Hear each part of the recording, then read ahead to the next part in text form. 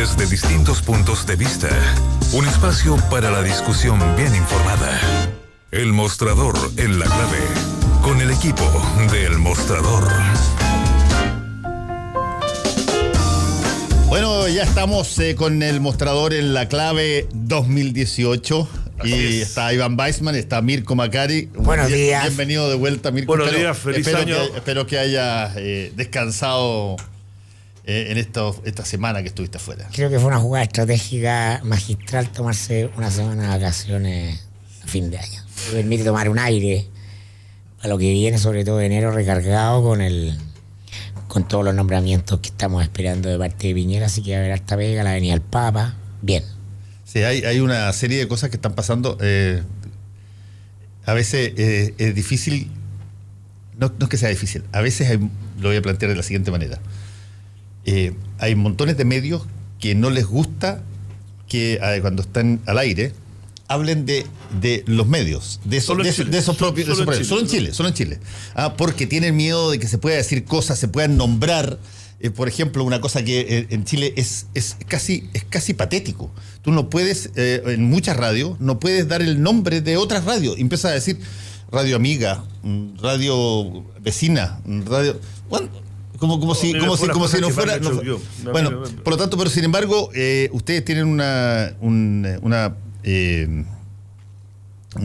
posición y de hecho ha salido en varios medios de comunicación. No sé si han sacado ustedes también una nota al respecto del movimiento que está teniendo el mercado de las radios y por qué no ocurre lo mismo quizás en otros mercados. Mira, nosotros un poco cuando empezamos con el mostrador de mercados, una de las cosas, y lo hablamos con Mirko, también lo hacían en el mostrador, era, sí, tienen una... Era cosa de hablar, teníamos la posición de criticar cuando creíamos que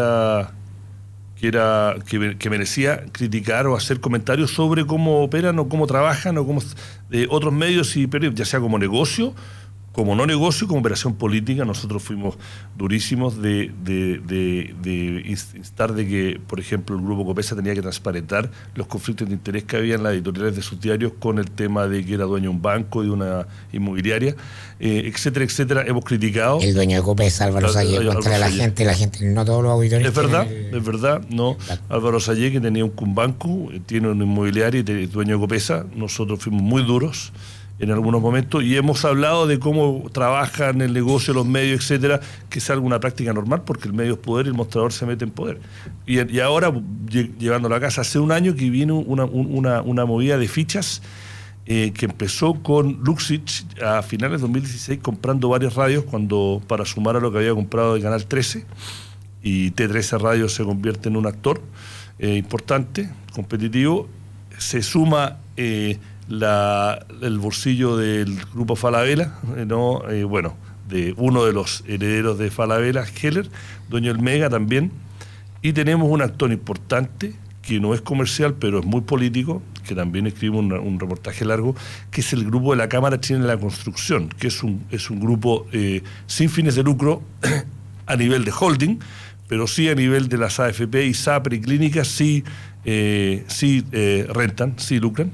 Y se metieron en el negocio con un grupo, La Voz creo que se va a llamar, se me olvidó, pero compraron una radio, están fichando gente importante del mercado, y cabe mencionar de que el grupo de la Cámara, el holding, maneja activos casi tan grandes como el grupo Luxich. Si fuera un grupo económico, sería entre los top 3 del país, y están apostando no necesariamente a informar, sino que a hacer el poder fáctico que siempre han sido indirectamente, ahora lo van a hacer directamente.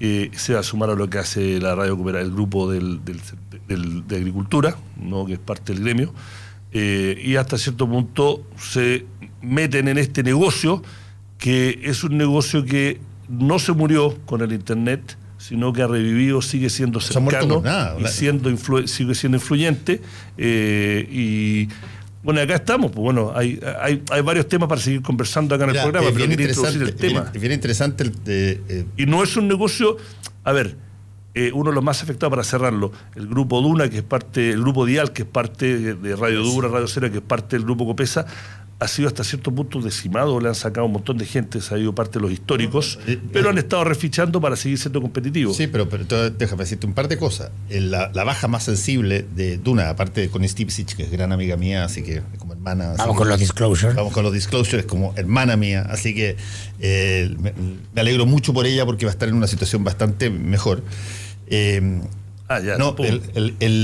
Bastante mejor no te digo que necesariamente en plata, pero sí en la liberación de tensiones que generaba Duna. El mayor merma que tuvo Duna fue Anita de Luigi. Anita de Luigi fue la fundadora, la creadora de la radio, del grupo Dial, y bueno, se cansó de que le echaran nomás. Sí, hoy por hoy el grupo Dial es una serie de radios todas bien potente y con mucha gente, pero que es lechada para financiar Copesa. Así es, pues. Sacan el grupo de la blanca parte del grupo Copesa y la Anita Luigi, que ha hecho una labor extraordinaria con ese grupo porque lo formó ella. Bueno, llegó un momento dado en que dijo, esta cuestión llega hasta aquí, no me ha echado. Po. Y ella era muy cercana al señor Sayé, fue directora de algunas de sus empresas, lo defendió en off y en on, así que... Pero bueno, está moviéndose, estamos recién empezando, tiene aristas políticas. Como negocio es un negocio de chico, pero es rentable, está bien manejado. No solamente es rentable. Déjame contarte. La radio tiene esas cosas que cuando uno las enseña en la historia de la comunicación, uno siempre enseña de que la radio desde el año, más o menos, voy a inventar, desde el año 55 para adelante, toda tecnología nueva que nace, dice, va a terminar con la radio. Todo iba a terminar con la radio. La tele iba a terminar con la radio, internet iba a terminar con la radio, todo. Y resulta que lo que se ha producido en términos prácticos, y quizás usted en este momento está ahí, es que la radio tiene una importantísima labor en generar cercanía con personas que ocupan buena parte de su tiempo estando obligados a sintonizar la radio. En las ciudades grandes, en los países industrializados, la radio no se puede obviar. Tú sacas la radio te pongo un ejemplo, Los Ángeles, o tú estás en Estados Unidos, de las ciudades grandes que tienen rush hour, horas peak, claro. Horas peak que te duran 1 hora y media, 2 horas de taco. Y francamente no existe la situación. Y también está el tema que está los antiguos podcasts, que fue una de las primeras cosas que están partiendo ahora nuevo. Y ahora revivieron fuerte. A propósito, le tiro una publicidad gratis al podcast diario de Mirko Macari, el Minuto Político de Mirko Macari, que aparece en el Mostrador de Mercados, ¿no? Pero la gente, claro, con sus celulares lo ponen, se ponen en el tren o en el bus o en la micro, lo escuchan. Pero convengamos, en Chile todo lo que están haciendo esto, los Lux y los G, la cámara, no es necesariamente porque van a ganar más plata, es para generar influencia. Sí, yo creo que estamos frente a un movimiento tectónico bien interesante. Recordémosle a la gente que por qué estamos hablando de esto, porque la semana pasada se hizo público, ¿no?, que algunos rostros o voces de radio, que a la vez son rostros de televisión, se mueven dentro de la industria. El más comentado fue Juan Manuel Astorga, que se va a Radio Infinita del grupo Betia como director. Y se va desde Duna, que es de Copesa, y se va con él. ¿No? Desde Televisión Nacional también. Claro, y se va de Televisión Nacional. Con lo que queda un paso de entrar también, a Mega dentro de... Sí, también Daniel Matamala, ¿no? De Radio Sonar, del grupo Luxich, de las radios del grupo Luxich, también se va a Infinita. No sé, se ve que se potencia, se ve, pero hablemos más bien exclusivamente del fenómeno radial, porque ¿qué está ocurriendo? Esto tiene una racionalidad. Tiene la racionalidad que hay 3 grandes actores nuevos en términos de poco tiempo en la industria radial, que son el grupo Betia, que entra con 5 radios, el grupo Luxich, que ya viene consolidado con su buque madre T13 y otras radios debajo de eso, el Mercurio, que vuelve a las radios con Radio Universo, ¿no? Y la Cámara Chilena de la Construcción, que es un actor que había estado históricamente alejado, nunca estuvo en el tema de los medios. ¿Qué pasa ahí? Y lo que tú ves es el movimiento de rostros que están identificados para los públicos AB. Así, aquí no estamos hablando de las radios masivas, que son la radio informativa, Radio Bio Bio, Cooperativo ADN, ¿no? ADN. Ni las radios populares o masivas, no sé dónde está Willy Sabor, la Pudahuel, etcétera. No. Es ADN, Lo que está en disputa es el Bolsón AB, ¿no? Quiero decirle a la gente, no el ABC1, saquemos el C1. Estos son 500.000 personas, ¿no? Que se están a la que entran todos los grupos económicos a disputarla en el dial, a disputarse ese segmento, porque son rostros, todos los que hemos mencionado, identificados en la ABC1. Daniel Matamala es CNN, que es un canal de nicho. No tiene, los que ven CNN son fanáticos de la información, no es la masa. Es gente que está preocupada del detalle, de saber más, de entender más. Finalmente son los que toman las decisiones, ¿no? Entonces, esto es muy interesante porque lo que ocurre es que la radio está reemplazando al diario. El diario impreso, el diario que en su rol tradicional de ser el que marca la pauta y la conversación de la élite, cuestión que ha sido sin contrapeso por lo menos, fue sin contrapeso en la transición en Chile del año 90 en adelante. Primero el Mercurio de manera hegemónica, después el Mercurio y la Tercera, ¿no? Hasta el 2010 más o menos, justamente hasta el gobierno de Piñera, en que entramos los medios digitales a tener algún mayor grado de presencia, pero igual marginal dentro de ese gran poder de agenda. Ese poder de agenda se ha desplazado hacia otros lugares porque se está perdiendo el hábito de lectoría matutina de los diarios. Y entonces la radio ofrece el punch de te entrego la noticia, y el análisis. Y te entrego el análisis. Sin que tengas que darte la molestia de leer. Y eso ocurre a partir de un rostro o de una voz con la cual se produce una identidad. Una cercanía. Claro. Entonces, en estos grupos AB, lo que se está moviendo son los rostros que identifican o las voces que se identifican para ese mundo.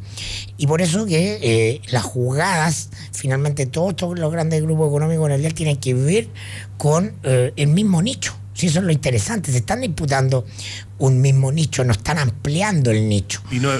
Ahora, tiene, no desde el punto de vista editorial, de la influencia editorial, sí desde el punto de vista comercial, les permite a los grupos las economías de escala a la hora de vender avisaje, claro, ¿no? Y ahí es donde se mezclan con la televisión, con los canales que tienen esos déjame grupos, decirte una cosita, los sitios digitales, etcétera. Déjame decirte una cosita, Mirko, y también a Iván, que me imagino la sabe perfectamente bien.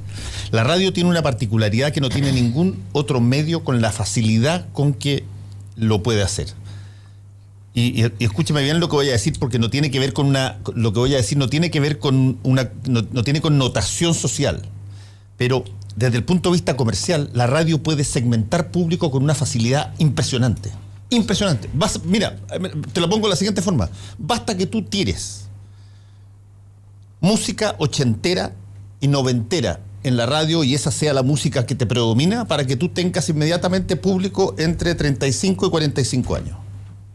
Basta con que tú tengas 2 o 3 programas de opinión, qué sé yo, que abras en la mañana y que cierres más o menos al término de la hora laboral, 7 de la tarde, 8 de la tarde, y cierre, y que tengas ahí figuras, como dice muy bien Mirko, que representan un poco nichos o conversaciones más bien de altura, de interpretación, de cosas así. Y tú automáticamente segmentas el público y dices, hay cierta gente que lo escucha y cierta gente que no escucha. Tú colocas tipos populares, qué sé yo, música de la última moda millennial y cosas así, que el Despacito 5 veces a la semana o 5 veces al día, y automáticamente tú tienes otro tipo de público. Por lo tanto, para canalizar eso desde el punto de vista del marketing a la venta, es extraordinariamente mucho más eficiente que la televisión, más eficiente que los medios escritos, más eficiente incluso que los podcasts. Es la élite, la radio de la élite, y es interesante. A mí por lo menos me llamó la atención la jugada de Matamala, porque Matamala en el grupo Luxio ocupa un lugar en una radio que es satelital, no es T13.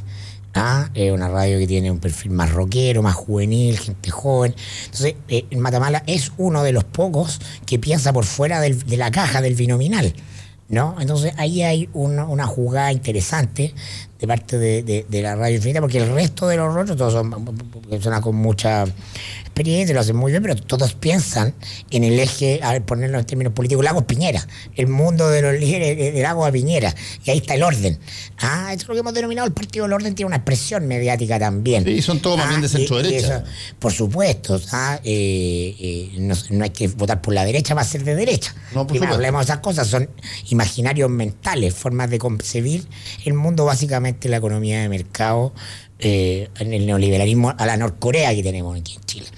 Entonces, de alguna manera, es muy interesante cómo la élite sigue diversificando medios, pero para seguir escuchándose a sí misma, ¿no? Entonces, hay algunas jugadas interesantes como la de Matamala, pero es satelital, porque quien llega a Duna, por ejemplo, a las radios del grupo Copesa, cuyo buque madre es Duna en este negocio de la influencia editorial en el AB, José Luis Santamaría, exdirector de revista ¿Qué pasa? ¿No? Parte de la orfandad, porque te explican la salida de rostro de Duna, en parte porque desde la salida de Anita Luigi, que era la cabeza, hay una suerte de vacío de poder, tensiones, conflictos en el grupo Dial, y llega alguien que viene a ordenar eso, porque es aquí se da cuenta que se está desarmando un poco el fluido, y que hay mucha competencia. Y hay competencia. Y para hacer full disclosure, es una de las razones porque el Mostrador está acá en la clave. Nosotros sabemos que es importante también. Sí, pues, obvio. No, quería solo decir para que después dijeron, oye, ustedes, ¿por qué están ustedes también están metidos en la radio? Nosotros nos interesaba estar en la radio y por eso también estamos acá, no poniendo nuestros 2 centavos. Déjame decirte una última cosa que tiene que ver con lo que está haciendo Mega. Fíjate que yo le tengo un gran cariño personal y además profesional, porque lo conozco, trabajamos en Canal 13 juntos, a Pato Hernández, que es el que está a cargo. Sí, el que lo trajo. A cargo, que coordina básicamente tanto el canal como las radios. Y yo tengo la impresión que Pato, que es una persona que ha visto o conoce desde el mundo de los canales de televisión, cuando tú estás en auge y de repente caes a la mazmorra, porque estas cosas son cíclicas. Mega en algún momento dado va a dejar de estar en la punta y va a llegar otro medio, otro canal que va a estar durante 3, 4 años, y así pasa porque funciona hasta que alguien encuentra una tecla que abre algo que a la gente le gusta y decide variarse y se vira completamente entero. Y lo que creo yo que están haciendo ellos es utilizando la radio como el medio, como tú muy bien lo dijiste, un medio de influencia, un medio que es escuchado, un medio que puede conseguir que la gente repita ideas que esa radio transmite, pero además es una cosa que ya estaba haciendo Canal 13 y que la frustró con la tontera de tratar a las personas como que a los rostros del 13 como si que estuvieran obligados a estar en la radio, digamos. Y se retiraron muchos de ellos, ¿te acuerdas tú de ahí? No, yo creo que Betia está tratando de hacer una cosa donde eventualmente tú puedas tener un flujo de personas que puedan estar en radio y televisión, y no me cabe la menor duda que Juan Manuel Astorga, si es que va a hacer televisión, la va a hacer en Mega. Si la Connie Stipicic le quisiera necesitar a alguien para hacer, qué sé yo, análisis informativo en la televisión, en alguna cosa, la van a llamar a ella, está ahí mismo. Programa político para programas políticos, con tolerancia cero, claro, para competir con los programas que claro. existen, y por lo tanto tú generas una...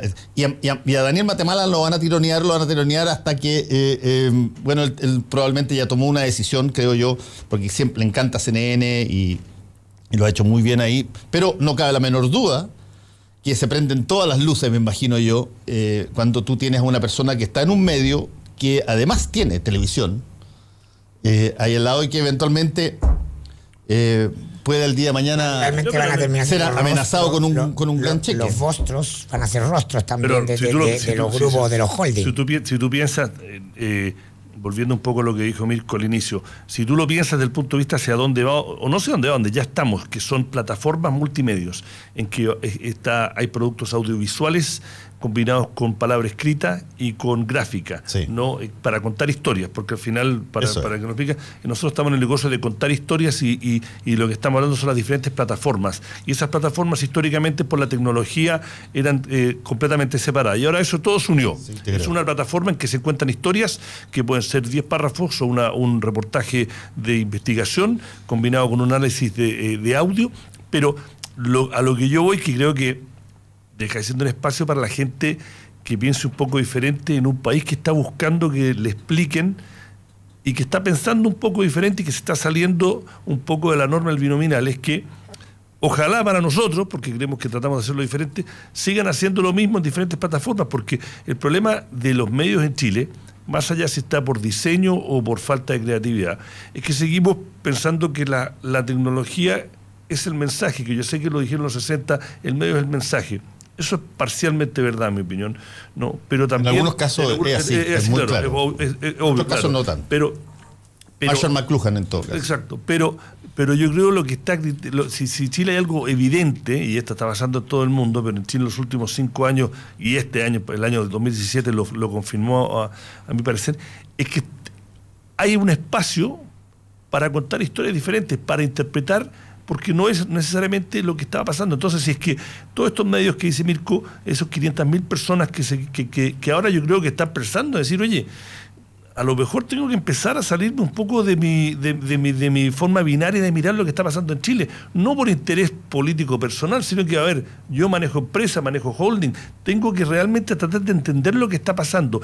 Y ese negocio de pelearse los rostros del binominal o el Partido del Orden, que se cambian y juegan a las sillas musicales, solamente porque ahora hay más plata y se lo compra Mega, para mí un poco es como ponerle maquillaje a una cosa que está cambiando dramáticamente.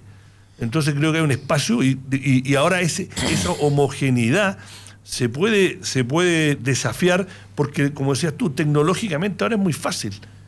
No, es muy fácil. Y no hemos mencionado, lo mencionamos al pasar, pero una cosa que hace la radio extraordinariamente bien es la manera instantánea de empalmar con las redes sociales. Tú dices una cosa, qué sé yo, cualquier cosa, te puedes equivocar en una cosa, puedes hacer un blooper, puedes hacer una cita equivocada de alguien y tú pones Twitter al minuto siguiente. Y tienes a alguien que te la coloca y te la discuten, y eso en diario es mucho más lento. El otro día.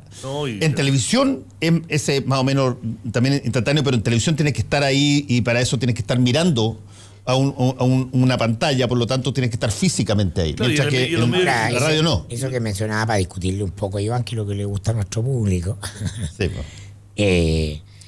Es esa suerte de maquillaje respecto de la capacidad que tiene este grupo homogéneo, que es la élite en Chile, que por sobre todo es homogéneo porque proviene del mismo mundo social, ¿no? La idea o la ideología son a posteriori de la pertenencia y el reconocimiento en ciertos círculos muy chicos, lugares de veraneo, colegios, directorios, etcétera, etcétera. Ese maquillaje que podría haber sido tenue pasó a convertirse en un estuco grueso con el triunfo de Sebastián Piñera, aludo a la percepción de control sobre la realidad, y por eso que fue tan decisiva la campaña del terror, que fue a mi juicio uno de los factores fundamentales en el triunfo de Piñera, ¿no? La élite tenía, claro, convicción de que se jugaba algo determinante en el control del país.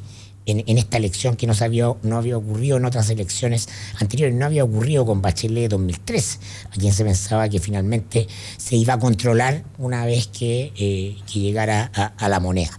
Entonces esto tiene un correlato político real, y este movimiento en los medios de comunicación, este traslado del control de la agenda de los diarios escritos, impresos, los diarios tradicionales, que son muy caros, que son un negocio en decadencia en general en el mundo, decadencia que a Chile va a llegar siempre después de lo que llega en otras latitudes. Ya te conté el espacio que ocupa el diario El País en papel hoy día. Y ahora se traslada a la radio, es también parte de este intento de la hegemonía. Es decir, porque finalmente la política no se dispone disputa en lo electoral, meramente. Es un espejismo creer que la matriz de lo político es lo electoral, la matriz de lo político es lo cultural. Claro, es obvio. la construcción del sentido común, el instalar las conversaciones, los frames. Lo hablamos a propósito del resultado de primera vuelta del guatazo de las encuestas y cómo las encuestas se habían transformado en un brazo articulador operativo para construir una realidad.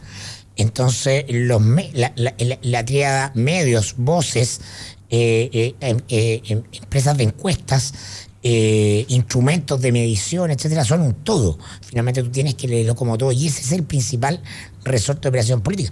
Yo sé que buena parte de la estrategia, por ejemplo, en la Cámara de la Construcción, cuya matriz es fundamentalmente muy conservadora, o la gente que está en el ámbito editorial ahí es muy conservadora en el ámbito valórico, por ejemplo, gente ligada a los Opus Dei. Bueno, ¿no? Tenemos Marco Antonio González, que Marco Antonio estaba González,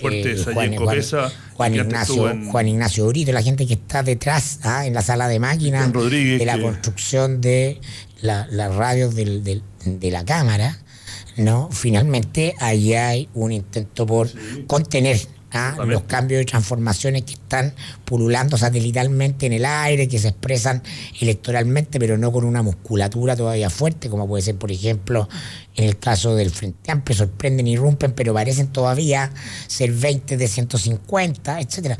Pero ahí está lo interesante, estamos transitando de un lugar a otro. Ahora, la radio que queda en una posición que ha jugado como entre influencia y masividad, y lo ha hecho muy bien, es Bío Bío. Y siguen ahí en su línea, son independientes 100%. Esa ecuación es compleja, influencia y masividad, efectivamente. Y no es una regla, es una excepción. Exacto. Hacemos una pausa en el mostrador en la clave y volvemos en un ratito.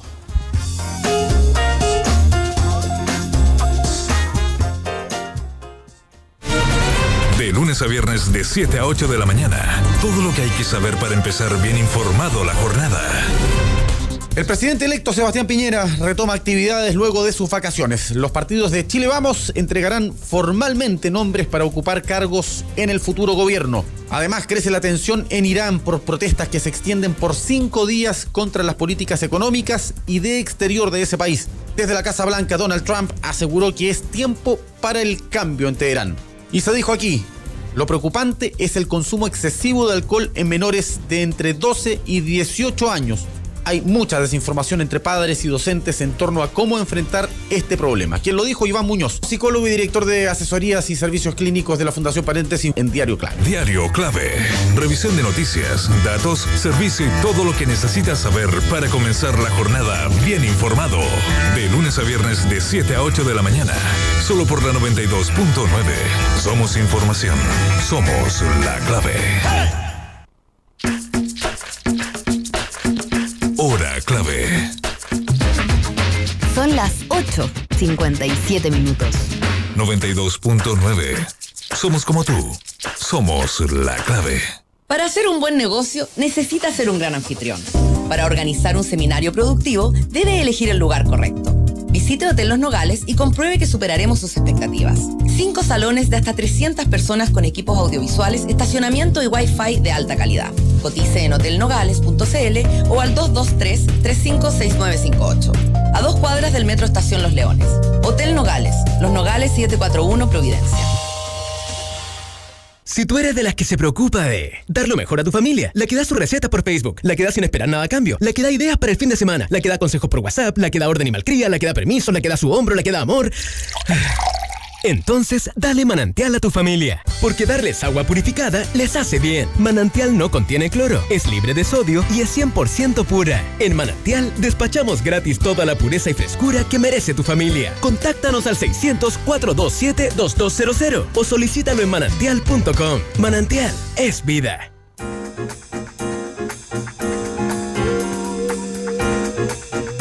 Estamos de vuelta con el mostrador en la clave y bueno, estamos partiendo el año, partamos con especulaciones buenas, po.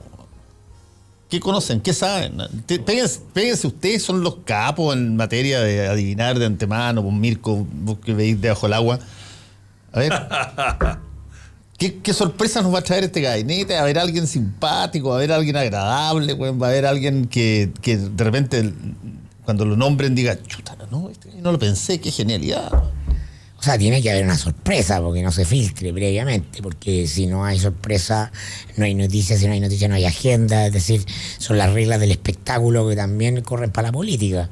Ahora, si eso es algo nuclear o satelital, yo tendería a pensar que es más bien satelital, que es periférico, la incorporación de algún nombre que llame la atención a los medios, más que una gran sorpresa en lo político, donde está más o menos cocinado que buena parte de los hombres con carrete político en los partidos van a acceder desde el minuto 1 al gabinete. Algunos, la mayoría, que son parlamentarios que terminan su legislatura ahora el 11 de marzo y no fueron a la reelección, ¿no? Y ahí está el nombre del senador Hernán Larraín, hemos dicho Nicolás Monkever, Cristian Monkever. A mí me gustaría detenerme en el caso de Espina, porque en el caso de Espina es como una persona que para mí va a denotar, yo lo comenté hoy día en el podcast que hice del Minuto Político para Mercado, va a denotar cuánto ha aprendido efectivamente Sebastián Piñera de su primer gobierno y cuánta estatura realmente de estadista ha adquirido. Porque Alberto Espina, uno no podría decir que es una persona que no sabe nada, pero es una persona de muy mala reputación en el mismo mundo de la derecha. Y es una persona de muy mala reputación como político en la prensa política que cubre habitualmente el sector, porque es más bien poco amigo de la verdad. Entonces, para efectos prácticos, Alberto Espina tenía una precandidatura presidencial en RN que no tenía ninguna seriedad y que la usó para negociar con Piñera. Ya me bajo, pero yo entro a tu gabinete. Y desde antes de la elección ya andaba haciendo llamados telefónicos para decir que iba a ser el futuro ministro de Justicia de Piñera, y en esa condición invitaba a tomarse un café a fulanito, a sutanito, a menganito. Si Sebastián Piñera confirma a Alberto Espina, porque es su pareja de tenis en Cachagua, en el Ministerio de Justicia, quiere decir que aprendió muy poco, que haya afecto y vínculo de tipo emocional que le impiden estar a la altura de un gran estadista.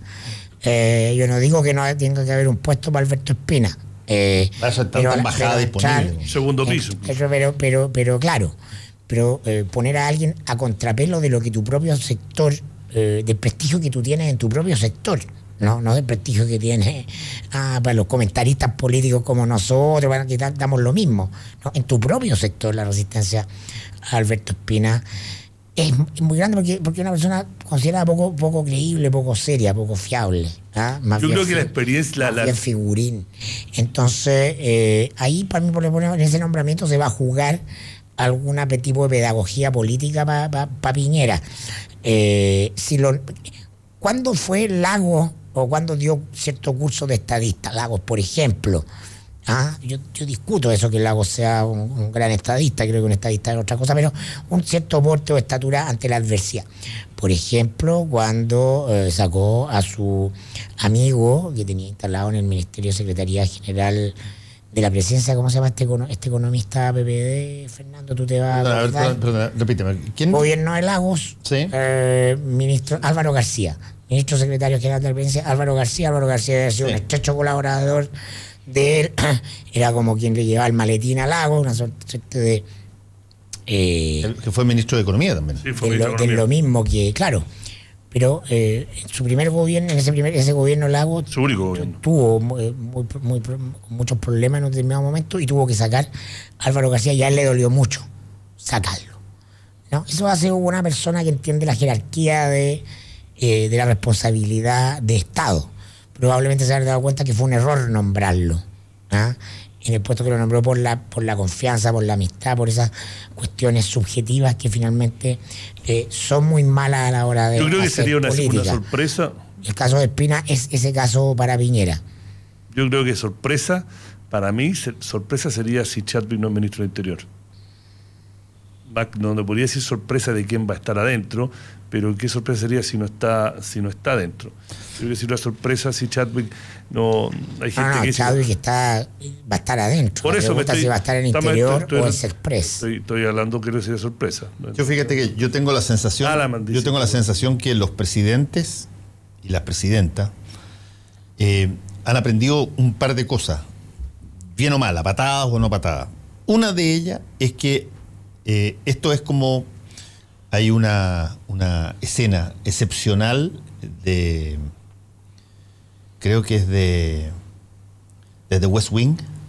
Casi estoy... La serie norteamericana que está en Netflix, es maravillosa, la mejor serie política que yo he visto en mi vida, mucho mejor que House of Cards, mucho mejor que todas las otras que hay de West Wing. Y hay una escena donde está el presidente hablando con un estudiante, el estudiante que ha logrado entrevistar al presidente para el diario de su universidad, han hecho un concurso que un estudiante lo va a entrevistar, y el tipo le dice: ¿cuál es el cargo más importante de todos? Y justo está el Chief of Staff, el jefe de gabinete, que está escuchando en la oficina de al lado. Y el presidente le dice algo así, como: mira, hay cargos para todo. Tipos técnicos que hablan de aquí, tipos técnicos que hablan de allá, tipos secos aquí. Y eso los puedes buscar, armas una comisión, te traen nombres, etcétera, etcétera. Pero, dice, a la persona que tú consideres más honesta dentro de tu grupo, a la persona que tú consideres más idóneo para empatizar contigo respecto de lo que tú quieres hacer, a la persona que estaría dispuesto a jugarse la vida por ti, bueno, a esa, y el otro gallo estaba escuchando al lado, a esa lo nombras jefe de gabinete, Chief of Staff. Y yo tengo la impresión de que eso ha sido relativamente aprendido. Por eso estoy de acuerdo con Mirko y contigo, Iván, que sería muy raro que Andrés Chadwick no fuera ministro del Interior. Porque es la mayor dosis de cercanía, salvo que para hacer exactamente lo mismo, para hacer el equivalente al jefe de gabinete, lo pongan en otro lugar porque como la secretaría... Pero es la moneda, siempre la moneda. Pero siempre la moneda. Por ejemplo, hay otro cargo que para mí va a ser, yo voy a mirar muy atentamente para ver cuánto ha aprendido Piñera, ¿no? Ministerio de Educación. O sea, la derecha tiene 10.000 técnicos, expertos en educación, con todos los posgrados y todo. Pero si no pone un político, es que no ha entendido la naturaleza del ministerio. ¿Ah? Es decir, la competencia técnica en el caso del Ministerio de Educación es secundaria en relación al desafío político que implica. Tiene que poner a alguien con un alto grado de juego de piernas para dejar mareados a los estudiantes que van a ser su frente de batalla número 1, 2 o 3. Muy probablemente el más importante en términos de consistencia durante su gobierno, porque son el que presenta mayor capacidad de movilización permanente. Y ya hay una lección del primer gobierno de Piñera, yo creo, incorporada en ese software. Entonces, un nombre, por ejemplo, como Silvia Izaguirre, podría ser una excelente subsecretaria, pero un ministro, no, la cara hacia la opinión pública, y quien tiene el rol negociador con el movimiento estudiantil por antonomasia, tiene que ser alguien con mucho oficio político.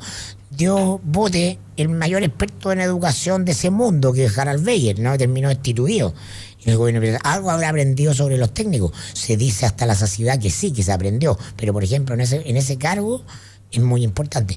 Hay que ver dónde pone a Gonzalo Blumel, que es el rostro emergente, ¿no? Que fichó rápidamente por Evópolis, porque era, creo que simpatizante, nomás para que fuera de Evópolis. Se dice que tiene que estar en el gabinete, que es muy competente, te lo digo. Que tiene que estar en el bueno, es muy amigo de esta radio porque está en el gabinete político. Podría ser un muy buen vocero, podría ser un SECPRES, yo creo menos talentoso. Gonzalo, si que te ofrecen ser vocero, di que no. Se requiere una persona en SECPRES con mucho manejo del gabinete, y por eso se dice que, del Congreso, por eso también se dice que podría ser Andrés Chadwick, el SECPRES, en vez de Interior, ¿no? Bueno, ahí hay una serie de cosas que se van a elucidar y van a ser interesantes.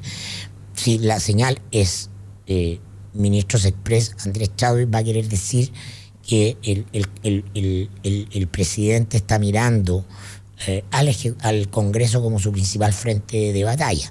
Congreso donde tiene minoría en ambas cámaras. Oye, las minorías mayoritarias, pero minoría al fin y al cabo. Pero yo creo que hay cosas también que me imagino Sebastián Piñera ha ponderado o debiera ponderar respecto de cosas que pasaron en la primera administración. Te voy a poner el ejemplo que conozco en detalle del censo.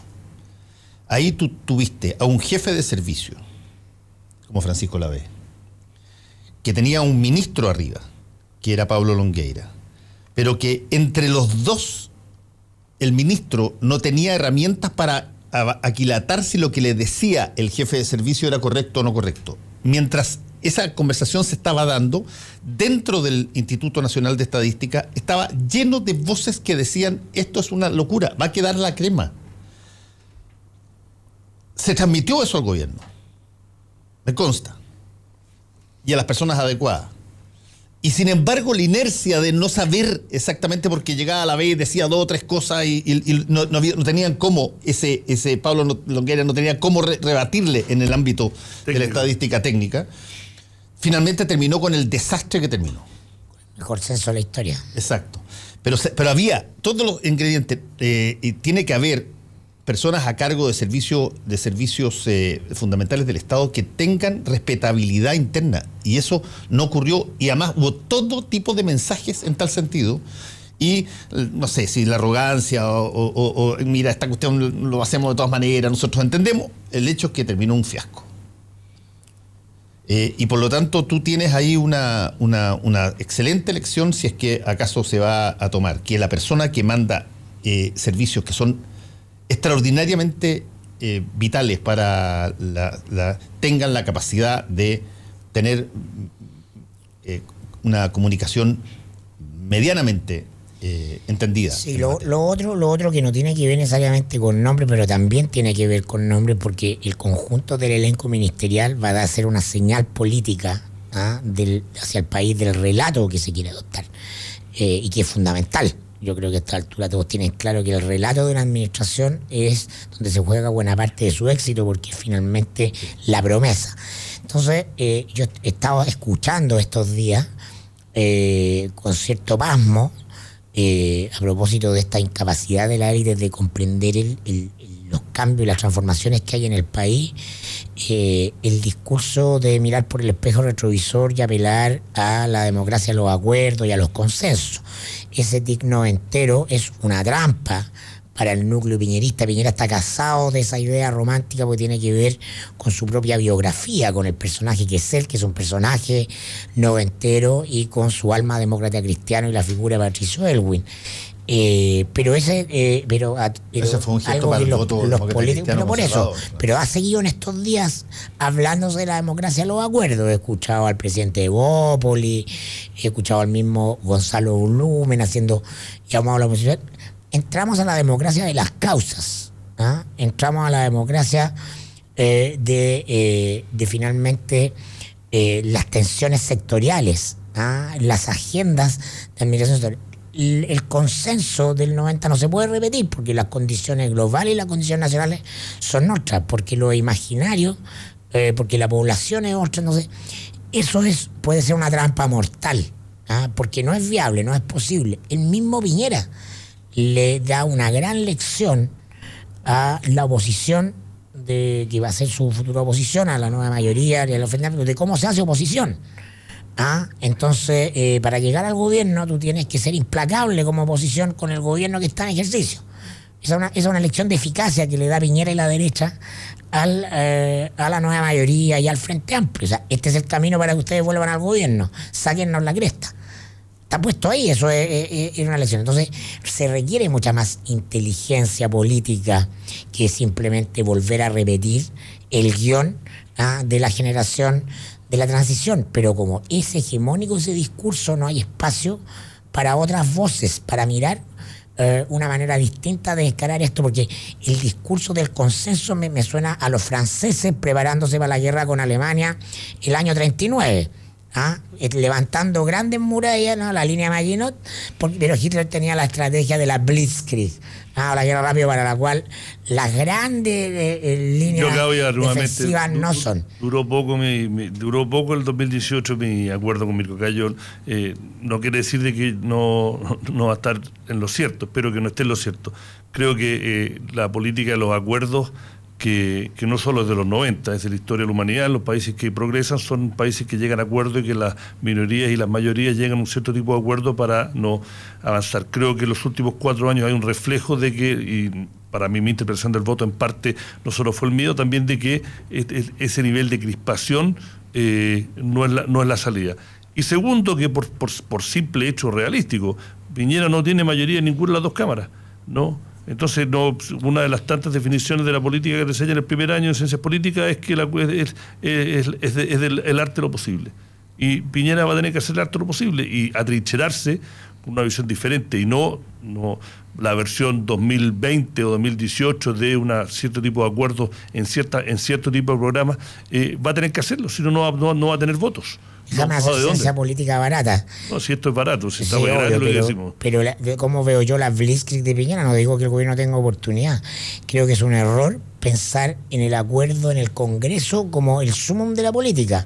Estamos en la democracia de las causas y por lo tanto quienes levantan las banderas de las causas no son necesariamente los líderes políticos. Sí, pero acuérdate de una cosa que tú lo has dicho acá muchas veces. Por ejemplo, Piñera es una persona que es en su esencia quiere logros. Y los logros, para medirlo en su métrica, en su página Excel, es si te aprobaron una ley o no.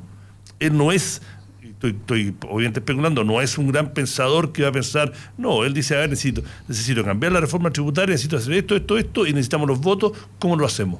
Se requiere audacia, o sea, ya cruzó la línea para ganar la elección, él ya cruzó el Rubicón. Pasó de ser un oponente acérrimo a la gratuidad a coquetear abiertamente con la gratuidad. Sí, y van a haber muchos cambios en ese sentido. Yo quiero decir lo siguiente, donde no se olviden nunca una cosa, Sebastián Piñera tiene 4 años y son sus últimos 4 años. Es decir, llamémoslo de la siguiente manera: si es que él no está conforme con la manera en que él siente que va a entrar en los libros de historia, tiene 4 años para cambiar eso y no tiene más. Por lo tanto, ojo que muchas de las cosas que ha estado diciendo entre la primera y segunda vuelta tienen más que ver con lo que va a venir que con lo que se hizo antes. A ver, el consenso en Chile, la famosa democracia de los acuerdos, son finalmente una etapa de acuerdos cupulares extrainstitucionales, donde finalmente el Congreso, por este Chile jerárquico, organizado verticalmente, se allanaba a lo que 6, 7 personas en una sala decidían. Eso es la democracia de los acuerdos en Chile, no para decirle a los auditores lo que tú estás pensando, por ejemplo, grandes consensos sobre el desarrollo que hay en países asiáticos, los acuerdos empresarios, gobierno, trabajadores en Japón, por ejemplo. Bueno, la versión de cada país tiene su idiosincrasia. Ese acuerdo a puerta cerrada, yo creo que tú crees, ya te das cuenta, Iván, que en Chile ya no es viable. No es viable. Entonces, absolutamente ¿dónde no es está viable? la pregunta? Es política. ¿Dónde está el poder? El poder no está en el aparato institucional, está fuera. La Blitzkrieg de Piñera debería ser pero mucho de eso entró al Congreso, tomar la agenda directamente para que los movimientos sociales sectoriales bajaran su bandera. Por ejemplo, una iniciativa de reforma al sistema previsional y a las AFPs. No es necesariamente política de los acuerdos, es una manera de desmovilizar, de quitarle el detonador al misil que tiene el movimiento No Más AFP contra Piñera. Absolutamente. Entonces eso no es democracia los acuerdos. No, pero vaya. Eso es iniciativa política. Sí, pero obviamente, pero guerra rápida. Pero yo tomo la agenda en ese tema y yo te desarmo a ti, movimiento social. El parlamentario de Nueva Mayoría, el parlamentario del Frente Amplio, no tiene más que sumarse si tiene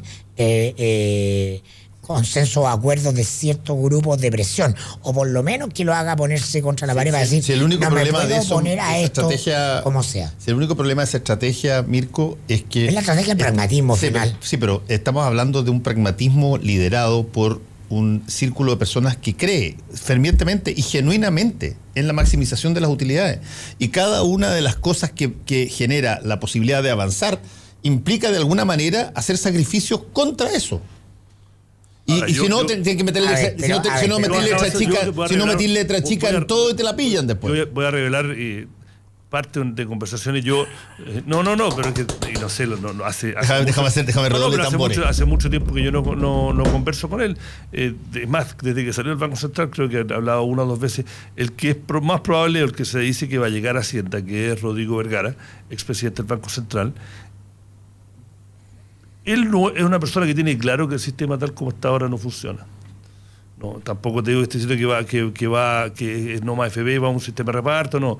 Pero si él llega a Hacienda, yo creo que tiene que haberlo conversado con Piñera, que una versión de lo que se propuso en la campaña y tomando lo mejor o lo que más le interese de las propuestas que están ya en el Congreso, van a ser la base para sacar una reforma, y que yo estoy de acuerdo, acá lo dijimos el año pasado con Mirko, yo creo que sería políticamente muy hábil de que se metiera de cabeza, no como todo el mundo piensa que va a ser hacerle cambio a la reforma tributaria, sino que aprovechar el envión, lo que ya está en el Congreso, y sacar una victoria, entre comillas, rápida de una reforma al sistema de pensiones. Cuyo norte principal es de movilizar al movimiento social que está en ese sector. Ese sería mi norte 1, no es el acuerdo en el Congreso. Entonces, uno supone que ejemplo, el objetivo central debería ser darle una mejor pensión a los jubilados. Mira, la primera vuelta para Piñera es tan importante, marca tantas cosas entre la primera y la segunda vuelta, ese mes en el que tuvo que cruzar el Rubicón y tomar banderas de cuestiones que antes había jurado, porque de eso se trata la política. Tienes que amar cuestiones que ayer estabas dispuesto a quemar. Ya. Y entonces, ¿cuál es la gran lección si tú quieres mirar por el retrovisor a la Concertación? La Concertación ganó el año 89 con un programa que metió en el cajón del escritorio el 11 de marzo del año 90. La Concertación lo que tuvo que hacer fue llegar a administrar el modelo que habían instaurado sus enemigos. Después pasaban a ser adversarios y finalmente terminaron convertidos más o menos todos en lo mismo, pero en ese minuto no era fácil. El año 90 era el consenso en torno a las reformas neoliberales. Acabo de terminar de leer un libro muy en materia de ISAPRE, en materia de AFP, que instauró la dictadura militar. Nadie pensaba en el mundo de la centroizquierda que iba a llegar a ser administrado por los gobiernos de la Concertación. Su programa decía que eso iba a ser transformado. Acuérdate tú, ¿o no, Fernando? Sí. Incluso por quien fue finalmente el ministro de Hacienda, Alejandro Foxley, no fue en la campaña del 89 particularmente un moderado. Él habló de la pobreza, él habló 5 millones de pobres, de la dictadura, etcétera. Entonces, esa es la lección que deja la Concertación. A veces la historia te deja frente a momentos que son paradójicos, que son paradójicos y que encierran contradicciones. El país, el 2011 cambió para siempre. Si la derecha no entiende que quizás la gran contradicción o ironía es que tiene que administrar ahora el Estado un proceso de transformación y cambio, bueno, ahí sí se va a pegar contra la pared. Es que tú estás de acuerdo, no estás de acuerdo, estás de acuerdo, no estás de acuerdo. A ver, mira lo macro. Yo sé que tú eres el hombre de la certeza, yo no. Mira lo macro. Mañana Piñera se cae en marzo. Es que lo eché de menos el 2017. Yo no tengo tu retórica, pero no está bien. No, pero está bien. Estamos en otro ciclo histórico con H grande. No me quiero poner a ese nivel, pero tampoco lo quiero con mal respeto, pero es verdad. Tú tienes una forma muy eficaz de hacer un relato que lo cambias la otra semana y es igual de eficaz, ¿no? Entonces yo digo, y en la misma conversación de media hora, ¿no?, de estos 10 minutos, te has dado una vuelta muy eficaz, retórica. Cuando uno escucha a Castro, que hablaba 4 horas, terminaba estando de acuerdo. Entonces, y de repente a mitad, no, esta parte sí, esta parte no, bueno, sí. Entonces, a lo mejor... pero rescatemos cosas. De lo que estoy totalmente de acuerdo, es que por mucho que yo no sea determinista en términos de mi visión de mundo, yo creo que las personas pueden cambiar cosas y no están determinadas estrictamente por variables fijas. Hay ciertos sucesos que te marcan y te limitan lo que tú puedes hacer. La democracia de los acuerdos de la Concertación estaba limitada por una dictadura que acababa de salir, que tenía todavía su poder intacto, que tenía a Pinochet de comandante en jefe, y por lo tanto el espacio... Su salida fue en el marco institucional establecido por la propia dictadura. Exactamente. Por lo tanto, el espacio en que ese gobierno entendió que se tenía que mover era extraordinariamente limitado. Y ahí abrió puertas y algunas las mantuvo cerradas. En este momento, yo concuerdo con Mirko, hay un cambio radical en materia de percepción de la ciudad, epocal, en materia de percepción, actividad, exigencia ciudadana, medios de comunicación, información disponible, que hace de que tú, si tratas de pasar un hecho, lo tratas de maquillar, lo tratas de adornar, tratas de hacer algún tipo de cosa, ya no se puede hacer fácilmente como se hacía antes.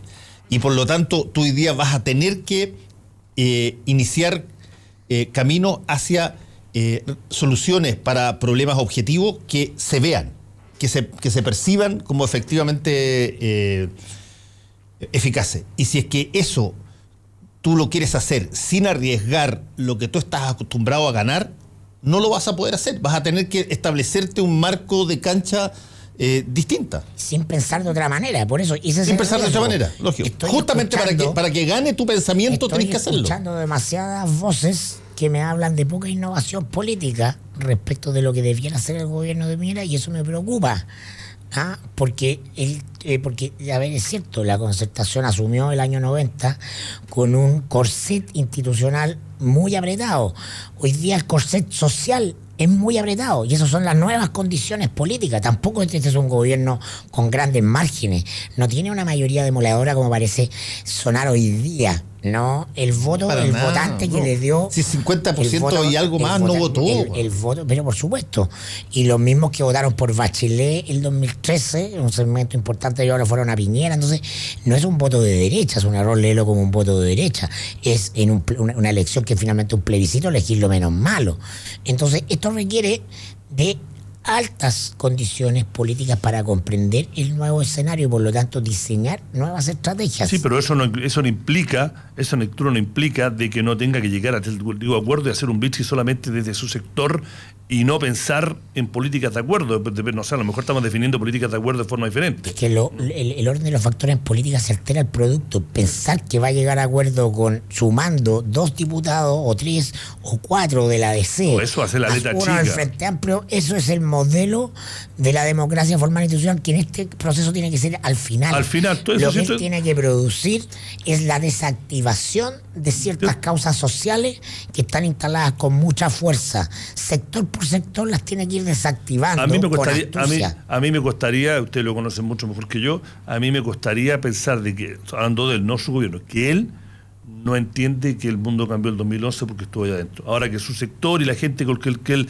elige, que se rodea, por ahí no lo entienda 100%, no lo sé, pero a mí me cuesta mucho pensar de que Sebastián Piñera, con todos sus defectos, es suficientemente inteligente para saber de que el escenario político en Chile cambió radicalmente y que el escenario, el marco, la cancha en la cual él baja a ser presidente por segunda vez es completamente diferente a la cancha en la cual llegó el 2010. El realismo político indica que para ser exitosa la derecha política tiene que operarse de buena parte de la derecha económica o del discurso que ejerce de manera hegemónica la derecha económica. Totalmente de acuerdo.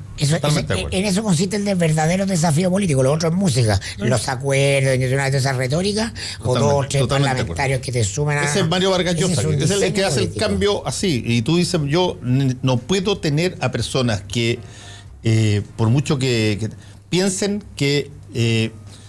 la maximización de utilidades sigue siendo lo más importante y el costo minimizable por excelencia en la mano de obra. Sí, yo creo que eso también es un poco mito. Las nuevas generaciones no lo piensan tan así. Pero no nos queda tiempo. ¿Qué crees que te digan? Yo no estoy tan seguro, para serte franco. Sí. En la derecha económica... La derecha económica que le hizo la más importante de todas. Bueno, y ahí va a estar la verdadera tensión. Bueno, y ahí el rol que van a jugar los dos gremios, que Alfredo Moreno y Fernando Larraín, van a ser clave. Porque mi impresión es que ellos tienen claro, dentro del marco que es lo que es la derecha económica en Chile, de que Chile efectivamente cambió. Ahora convencamos, ¿de qué manera la derecha económica como grupo influye? De la única manera que influye es que te pone a disposición las lucas o no te las pone. ¿Qué otra manera existe? Ahora, Sebastián Piñera tiene una pura gran ventaja en la vida, que es más o menos autónomo de esa derecha económica. Pero él en lo personal, para un país necesita mucha más inversión que la que él tiene, digamos. Pero la derecha económica en todas partes del mundo te influye solamente de una manera, que es o te pone la plata o te quita la plata. Nada más.